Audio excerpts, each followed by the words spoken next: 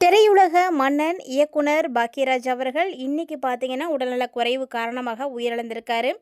So, இந்த சூழ்நிலையில அவருடைய உடல பார்த்து கத்தி கதறி அவங்களுடைய மனைவி பூர்ணிமா பாக்யராஜ் அவர்கள் வந்து அழுதுட்டுருக்காங்க. ஸோ, இத பார்க்கறதுக்கே பார்த்தீங்கன்னா, ரொம்பவே வந்து கஷ்டமா இருக்கு.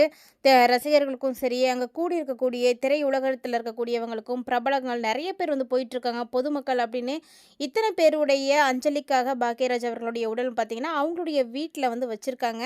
ஸோ, அப்போ இவங்க இந்த மாரி கத்தி கதறி தலையில அடிச்சிட்டு ரொம்ப அழுகும்போது, எல்லாருமே வந்து அத பார்க்கறதுக்கு ரொம்பவே வந்து துடிச்சு போயிருக்காங்க. எல்லாருடைய கண்களையும் வந்து கலங்க வச்சிருக்குன்னு தான் சொல்லணும். ஸோ, பூர்ணிமா பாக்யராஜ் அவர்கள் பார்த்தீங்கன்னா, ரொம்பவே வந்து துயரத்தில இருக்காங்க.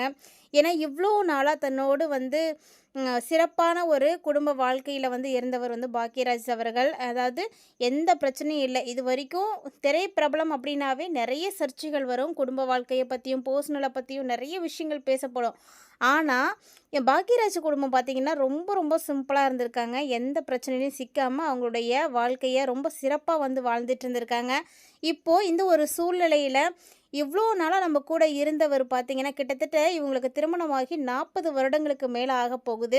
ஸோ, இவ்ளோ நாளா தன்னோடு கூடவே பயணித்து, தன்னுடைய எல்லா கஷ்ட நஷ்டங்கள்லயும் வந்து பங்கெடுத்துட்டு இருந்த பாக்யராஜ் அவர்கள், இனிமே நம்ம கூட இருக்க போறது கிடையாது அப்படின்றத அந்த விஷயத்த வந்து பூர்ணிமா பாக்யராஜால ஏத்துக்கவே முடியலங்க. ஸோ, அத நெனச்சு நெனச்சு அவங்க கத்தி தலையில அடிச்சுக்கிட்டு ரொம்ப கதறி அழுறாங்க.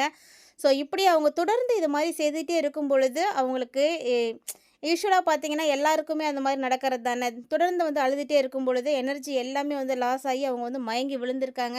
ஸோ, பக்கத்துல இருந்த பார்த்திபன், சுஹாசினி இவங்கலாம் போய் அவங்கள வந்து ரொம்ப ஆறுதல் படுத்தியிருக்காங்க.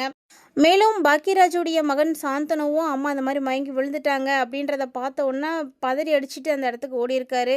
ஸோ, அம்மாவ அவரும் வந்து ரொம்பவே சமாதானப்படுத்துறாரு. ஆனாலும் முடியல. கண்டிப்பா எல்லாருக்குமே வந்து கஷ்டமா தான் இருக்கும். நம்முடைய வாழ்க்கையிலயும் அப்படிதானே. நம்ப கூடவே இருக்கக்கூடியவங்க, நமக்கு பிடித்தமான ஒருத்தர நம்ம இழக்கும் பொழுது, அந்த வலிகள் அந்த தருணத்தில வந்து சொல்லவே முடியாது. ஸோ, அந்த மாரி தான் இப்ப அவங்களும் இருக்காங்க. அதுக்கு யார் ஆறுதல் சொன்னாலுமே கூட அத சமாதானப்படுத்த முடியாத ஒரு விஷயம் தான். ஸோ, பூர்ணிமா அவங்க கத்தி அழுறாங்க. தலையில அடிச்சுக்கிட்டு பயங்கரமா வந்து கத்தி அழுகுறாங்க. ஏன்னா, இவ்ளோ நாளா அதாவது நேத்தி வரைக்குமே கூட அவங்க வந்து ரொம்ப சந்தோஷமா இருந்திருக்காங்க. குஷ்பு மகள் அவந்திகாவுடைய திருமணத்துக்கு எல்லாரும் போயிட்டு வந்திருக்காங்க. ஸோ, இந்த சூழ்நிலையில நேத்தி வரைக்கும் நம்மளோட சந்தோஷமா இருந்த அவர் இன்னைக்கு இல்லையே அப்படின்னு நெனச்சு பார்க்கும்போது, எல்லாருக்குமே வந்து கண் கலங்க தானே செய்யுது. ஸோ, அந்த மாரி தான் பூர்ணிமாவும் வந்து துடிச்சு போறாங்க. பாக்யராஜ் சாருக்கு பார்த்தீங்கன்னா 73 வயது ஆகுதுங்க. இருந்தாலுமே கூட அவர் வந்து உடல்நலக் குறைவால தான் வந்து இன்னைக்கு காலமாயிருக்காரு. 2, 3 நாளாவே பார்த்தீங்கன்னா, அவருடைய உடல்ல ஏதோ ஒரு மாற்றங்கள் அவருக்கு வந்து தெரிஞ்சிருக்கு. இருந்தாலுமே இது எல்லாமே வயசானா வரக்கூடியது தானே அப்படின்ற மாரி அவர் வந்து கொஞ்சம் அசால்ட்டா அவர் இயல்பான வாழ்க்கையிலே வந்து இருந்திருக்காரு. ஆனா, அதுதான் அவருக்கு தொந்தரவாவே வந்து அமைஞ்சிருக்குங்க. ஸோ, 2, 3 நாளா இருந்த அந்த டயர்ட்னஸ்ஸு அப்பப்ப ஏற்படக்கூடிய சின்ன சின்ன மாற்றங்கள எல்லாத்தையுமே வந்து அவர் பொருட்படுத்தாம இருந்துட்டாரு.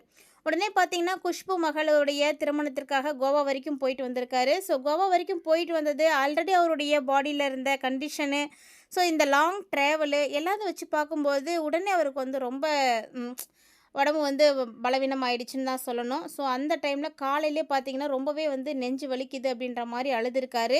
ஸோ, இவங்க வந்து நெஞ்சு வலிக்குதுன்னு சொல்லி அழுக ஆரம்பிச்ச உடனே, பக்கத்தில இருக்கக்கூடியவங்க, அதாவது குடும்பத்தில இருக்கக்கூடியவங்க, பூர்ணிமா, அவங்களுடைய பையன் சாந்தனு எல்லாருமே வந்து ம ரொம்ப பக்கத்திலே இருக்கக்கூடிய பிரைவேட் ஹாஸ்பிட்டல் ஒண்ணுக்கு தான் கூட்டிட்டு போய் அட்மிட் பண்ணியிருக்காங்க. ஸோ, இவர் வலியால வந்து துடிக்க துடிக்க ரொம்ப எல்லாருமே வந்து கஷ்டப்பட்டுருக்காங்க. ஸோ, டாக்டர்ஸ் எல்லாருமே இம்மீடியட்டா வந்து எல்லாருமே எல்லா ட்ரீட்மெண்ட்டும் வந்து பண்ணியிருக்காங்க. ஆனாலும் எந்த பயனும் இல்ல. ஸோ, சிகிச்சை பலன் இல்லாம அவர் பார்த்தீங்கன்னா, இன்னைக்கு காலையில வந்து உயிரிழந்திருக்காரு.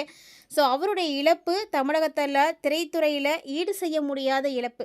அந்த இழப்புக்கு மரியாதை செலுத்தணும், நன்றி செலுத்தணும் அப்படின்றதுக்காக தான் சிஎம் விஜய் அவர்கள் கூட நேர்ல போய் அஞ்சலி செலுத்திட்டு, அரசு மரியாதை வழங்கப்படும் அப்படின்ற மாரி அறிவிச்சிருக்காரு. ஸோ, கண்டிப்பா வந்து அது ஒவ்வொருத்தருக்கும் தரக்கூடிய ஒரு மரியாதை. மரியாதை நிமித்தம் காரணமா இந்த விஷயத்த தமிழக முதலமைச்சர் செய்திருக்காரு. ஸோ, யாரெல்லாம் அவர் செய்த விஷயம் வந்து பாராட்டத்தக்க விஷயம் அப்படின்னு நினைக்கிறீங்களோ, மறக்காம கமெண்ட் பண்ணுங்க. ஸோ, தன்னுடைய வயது மூப்பின் காரணமாக அவர் வந்து இன்னைக்கு வந்து காலமாயிருக்காருங்க. ஸோ, 73 வயது ஆகக்கூடிய நிலையில, அவர் செய்யாத சாதனைகளே கிடையாது. அதாவது பன்முக தோற்றத்தில வந்து காட்சி கொடுத்தவர் தான் பாக்யராஜ். இன்னைக்குமே பாக்யராஜ் சார வந்து விரும்பாதவங்க யாருமே இருக்க முடியாது. அந்த அளவுக்கு நகைச்சுவை உணர்வோடு வந்து இருக்கக்கூடியவர். எப்பவுமே அவருடைய முகம் பார்த்தீங்கன்னா, ஒரு சிரிச்ச முகம் மாரி தான் இருக்கும்.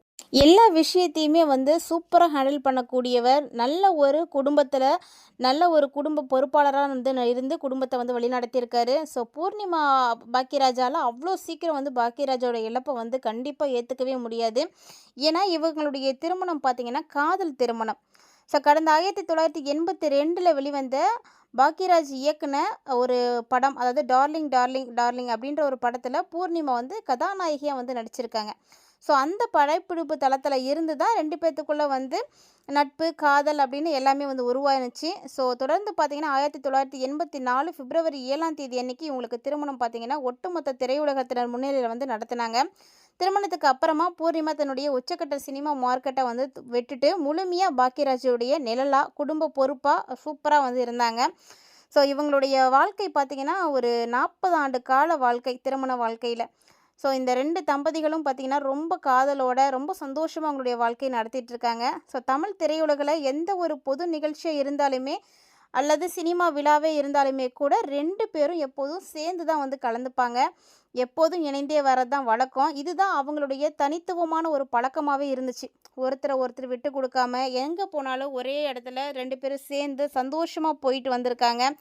ஸோ இந்த மாரி ஒரு சில விஷயங்கள வந்து கண்டிப்பா அவ்வளோ சீக்கிரம் மறக்க முடியாது. அதாவது ஒரு 10 ஆண்டுகள், 20 ஆண்டுகள் அப்படின்னா கூட பரவாயில்லங்க. கிட்டத்தட்ட பார்த்தீங்கன்னா, 40 ஆண்டு கால அந்த காதல் வந்து இன்னும் வந்து தொடர்ந்துட்டுருக்கு. ஸோ இப்போ கூட ரீசென்ட்டா குஷ்பு மகளுடைய கல்யாணத்துக்கு போனப்போ கூட 2 பேரும் சேர்ந்து தான் வந்து கோவா போயிருக்காங்க.